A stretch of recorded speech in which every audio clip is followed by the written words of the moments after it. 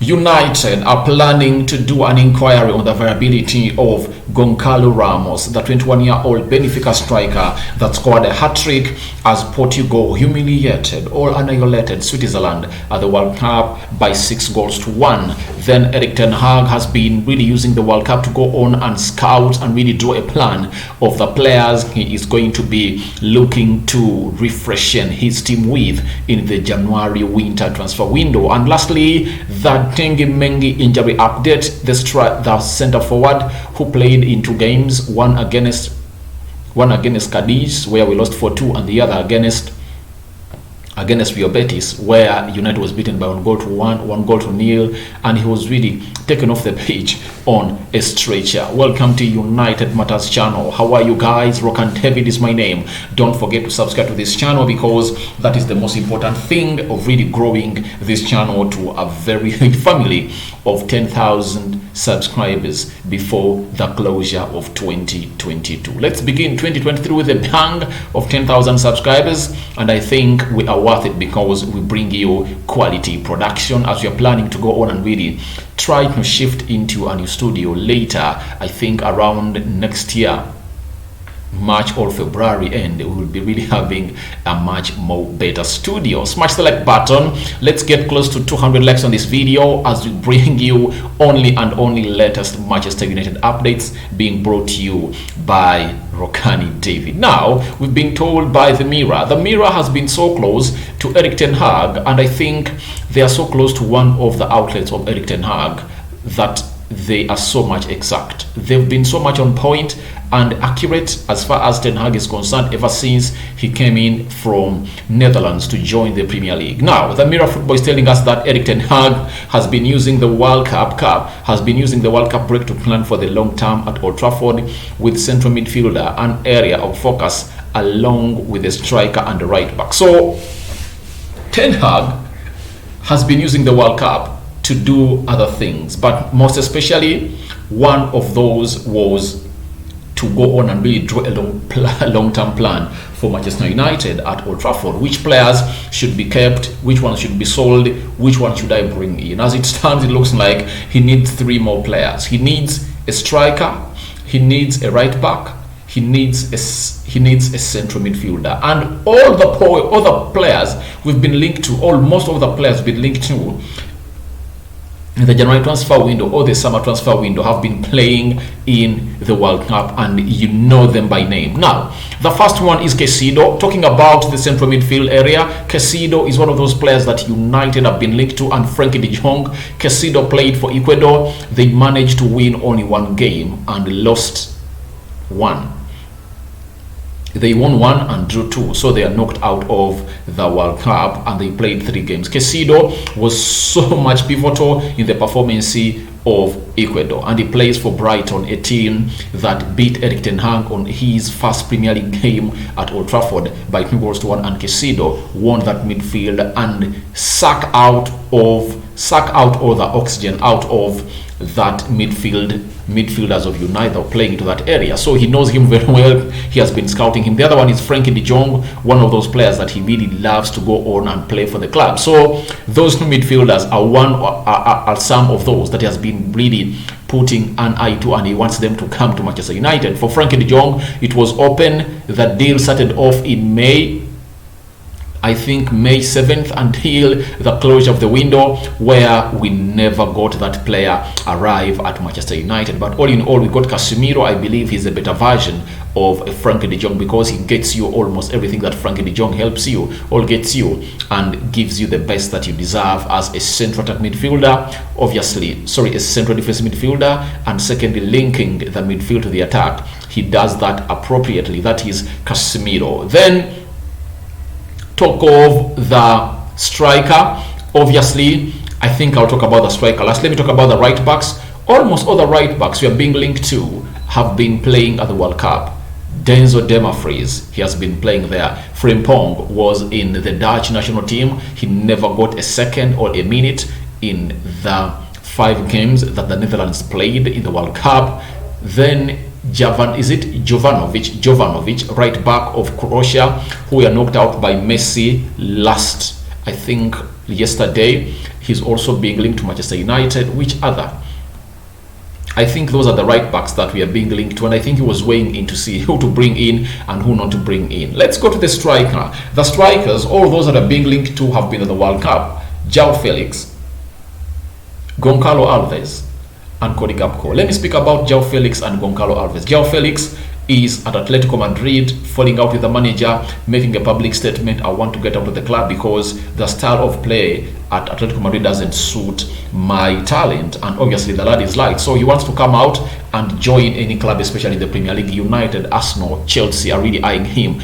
Bayern Munich and PSG are eyeing him, and I think he's weighing in to see what am I going to do to go on and really get a striker like João Felix. Then Cody Gakpo is the favorite of all for Erik ten Hag. He has been wanting him ever since he came in at Manchester United. Even the summer, we missed him out on signing for United on a whisker. Now, Erik ten Hag wants Cody Gakpo scoring 3 goals in 5 games at the World Cup, because he can come in and lead the line and also play as what we call a left and right attacking midfielder for Manchester United. That is another striker he was looking at. Now, talk of the other striker at the World Cup we've been looking at, Jonathan David. He never really put in a shift that could put him in the conversation of joining Manchester United. And out of all 3 that I've been talking about, João Felix, Gakpo and Gonçalo Alves, at least they put in a statement that Erik ten Hag would be thinking about them. Jonathan David is far way off from the list of Erik ten Hag according to sources, because no story has been out ever since the World Cup of Canada came to an end, when they lost all their 3 games in the group stages, and Jonathan David never showed up in the World Cup. He was quiet, he was pocketed. He never really showed up. That is, Jonathan David has been firing in goals in the World Cup qualifiers for Canada, and obviously in League One side known as Lille. So he's nowhere in this conversation. Let's go to Gonçalo Alves. Gonçalo Alves, very good player that came in through to score a hat-trick in the game of Switzerland, but obviously Ten Hag had been putting an eye on him. Even in the summer when he came in at Manchester United, he wanted him, and I've seen people coming out and saying they never saw that deal, they never heard of United being linked to that side. I just told them, please go on Twitter and put in Gonçalo Alves #MUFC. You'll see in the summer United were linked to this striker. 21 years of age, he fits the perfect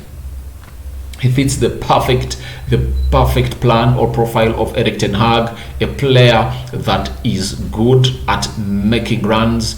His movements are great, and he puts the defenders that he's facing into a very horrific time. So a nightmare to very many defenders that's faced in the Premier La Liga. That's the top league of Portugal. Obviously the World Cup, he never got enough playing time because Ronaldo was being used to play all those games, but when Ronaldo came out and fell up with the manager decided to go on and really trust Gonçalo Alves, and he came in and made a very sounding start in that Portugal side when he beat Switzerland 3 goals. Obviously that was a massive hat-trick put in by him that least people expected for him to put out such a show onto this game. Now, Gonçalo Alves, more to that, Rob Dawson, a United correspondent to the ESPN, has told us that Manchester United are set to make an inquiry about the viability of Benfica's Gonçalo Ramos, although Ten Hag has been told it is not certain a striker will arrive in January. Now,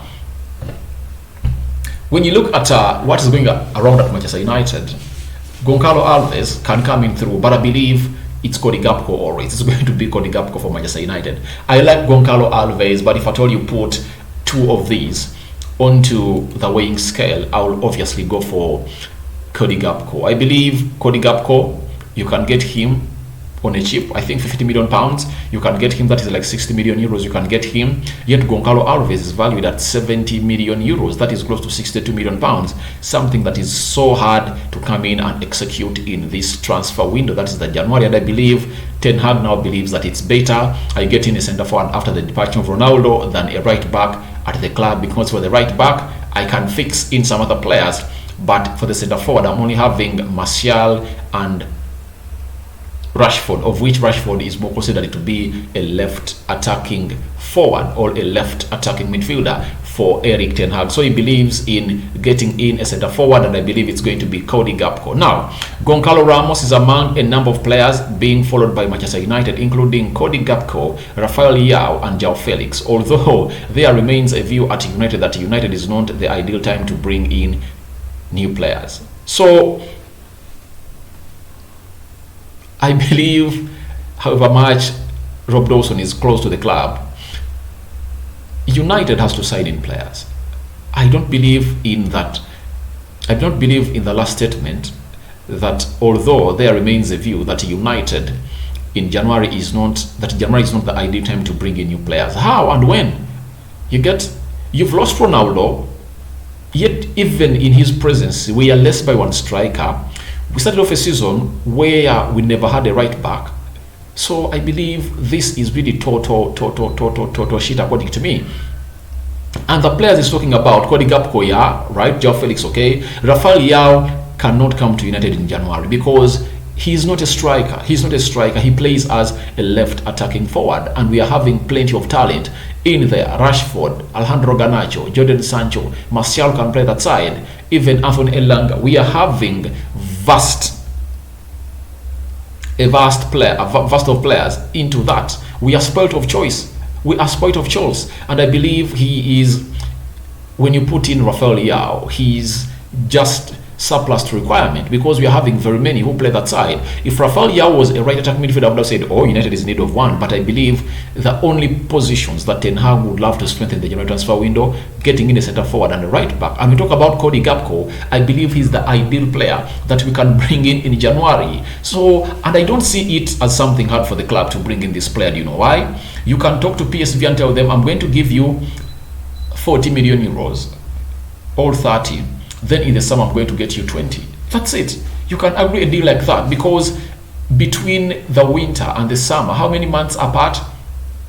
Just 5 months a month. Just 5 months apart. So you think a team like PSV can't wait to get in that amount of money? And secondly, there are players we're having at Manchester United that we can put in on loan to go on and play for PSV, and I think Ruud van Nistelrooy will go on and welcome them.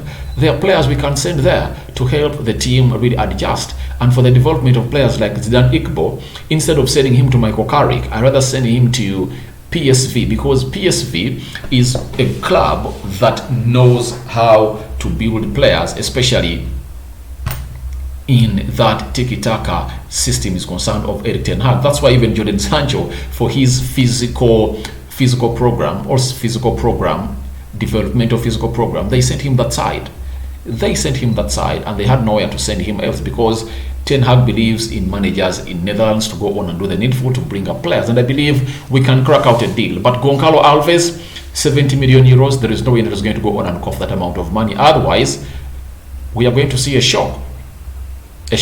But if at all Ten Hag, I would go in for Cody Gakpo first. Then for the right back, I see who can really come in through. If at all you can go in and bring in Layard back on loan to get the job done, even that's a plus because Diego Dallo looks like he's having an injury, but no update has been really given to us about his injury. But I think the report will be given to us on Monday when he really joins the rest of the players at the club. But that's what we are being told by the United correspondent Rob Dawson. Now we've been told by Travis Benoni on Mengi, who got an injury when United was playing Rio Betis. In that game we are beaten by 1-0.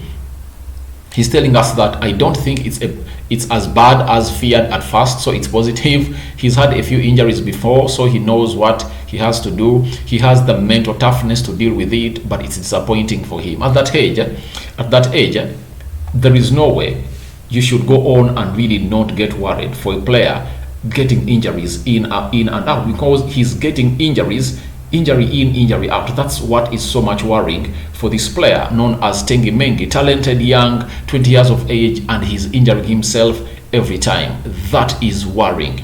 It's worrying for a player of his age, and it sends you into total shock for him. Obviously, he was at Birmingham, he played very well, playing in the central defense. He got an injury, returned at Manchester United. Now he's returned, played some 2 games, he's injured. So it's pretty worrying for him, but let's pray the best of him in this recovery time that he's going in through. Thank you guys for watching in through.